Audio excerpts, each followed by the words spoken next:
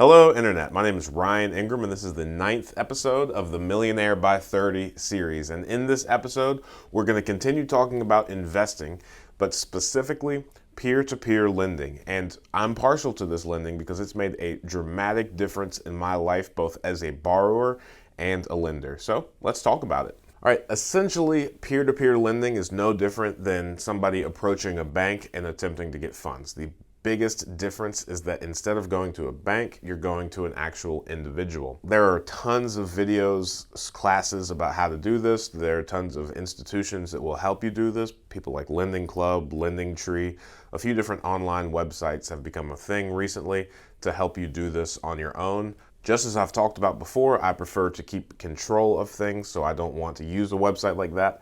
I would prefer to actually have a strong relationship with either the person I'm borrowing from or the person I'm lending to. One of the reasons I tend to appreciate peer-to-peer lending over the traditional or going to a bank is because it circumvents kind of the complexity of the paperwork that is associated with borrowing from a bank. So peer-to-peer lending, there's a few basic things that you need to know before you get into this. So let's go over those now. Okay, the first thing that you're going to want to do is determine the amount of the loan. Pretty simple, but you need to determine how much do you have to lend and how much is someone looking to borrow. After you do that, what you're going to want to do is decide an interest rate. So what is favorable to you and also fair to the borrower. Now, on this one, you're going to want to familiarize yourself with your state's laws. Each state is unique in how much they allow someone to charge, or sometimes just overall specifics of loans. So those are generally called usury laws. You're going to want to educate yourself on those just to make sure that as you're doing this, you are not violating any of those. The third thing that you're going to want to do is decide on a time frame. How long can you go without this money, and how long does the borrower need to borrow these funds? The fourth is the collateral.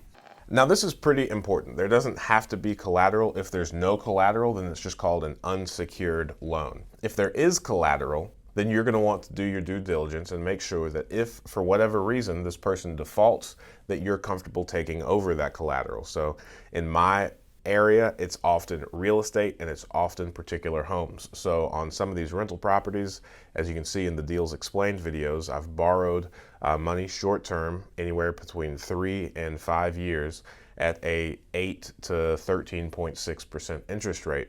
And when I do this, they are generally secured by the real estate. So if I were to default on any of these loans, then some of my investors, which are all friends and family, would end up with the rental property, which is a cash flowing asset that's been well maintained. Okay, so in terms of collateral, if you are a lender, then you're going to want to do two things. First, you're going to want to make sure that if this individual defaults, are you comfortable taking over that collateral? The second thing that you want to do is make sure that the collateral you have is indeed a higher value than the money that you are lending or borrowing against. Because let's say you have a $10,000 loan out, but the collateral is, let's say, a $50 watch, then that doesn't make any sense. That's not fair to you as the lender, and it's also not very upright of the borrower. Now, there are a lot of different ways to determine the value of the collateral, but at the end of the day, the only thing that matters is that you are comfortable with the loan terms and the borrower is comfortable of the loan terms. Since this is, again, peer-to-peer lending, it's not your typical relationship of the bank and the consumer. It's two people, probably close friends or family, and you have to both be comfortable with the terms and make sure it's a win-win. And most importantly, the fifth thing that's involved is all of the paperwork. So as the borrower and the lender are working together to figure out the terms of the loan, you're going to want to make sure that you document it with all of the appropriate paperwork. Generally, these are called promissory notes, and if it's secured, especially if it's real estate, then there's going to be a mortgage associated with that particular property that's being put up for collateral. So your due diligence in all of this is incredibly important on both the borrower and the lender's side. You're going to want to make sure that you familiarize yourself with the state laws, that you are comfortable with the paperwork, that you have all the appropriate clauses inside of the paperwork. So then, worst case scenario, if the borrower defaults, then the proper paperwork is in place for the lender to seize the collateral. Now, this paperwork is not something that I would encourage you to do yourself, especially the first time. A lot of the private lenders that I know will use the help of an attorney the first or second time, or the first few times until they're truly comfortable with what the paperwork should say, the legal process in the event of a default. And once the lender achieves a certain level of comfort, then the lender just takes the paperwork and kind of makes a boilerplate document where each loan they make, they only have to change the names, the amounts, the interest rates, the time frames, and whatever the collateral is. And once you do this a few times, you're going to be able to pretty much do this entire process by yourself. But you always want to remain incredibly diligent. Now, there are tons of courses about how to appropriately and successfully conduct peer-to-peer lending. We do not have time in this one video to cover all of those things.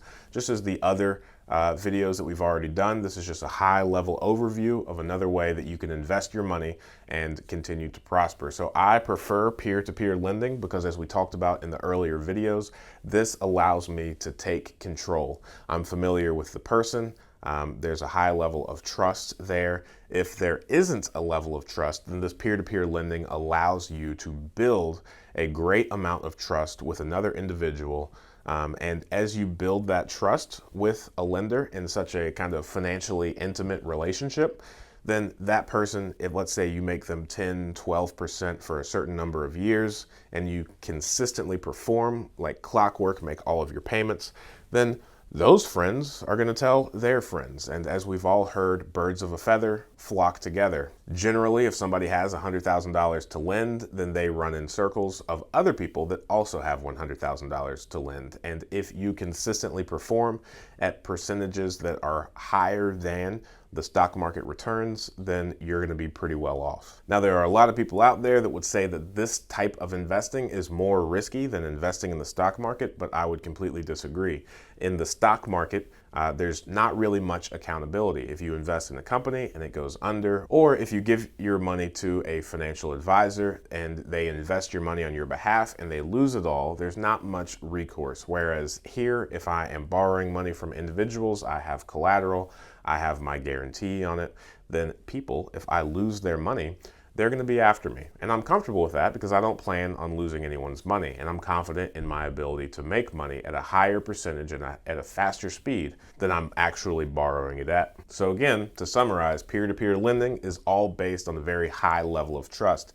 Now, a lot of people say that you shouldn't lend to friends or family, and I don't necessarily agree with that, but I will say that worst case scenario, you need to have it mapped out in your head that in the event you have to default on somebody, foreclose, take an asset, then you have to be able to separate the actual financial piece of it and the friendship. So all of the times that I've lent to close friends of mine, I've let them know in the event of a default, then it's strictly business. I'm still going to love them and be there for them. But at the end of the day, we have an agreement giving you this money so that you can do X, Y, and Z, not so that you can lose it, squander it, or anything like that. Which takes us back to one of my favorite quotes: to be unclear is to be unkind. You are lending to a close friend, make sure that the collateral is clear, make sure that the recourse for missing payments is clear, and if so long as everything is clear on the front end, then if they don't perform for whatever reason, then they are completely aware of the repercussions and they know exactly what they're getting into. Now, if you're not comfortable with this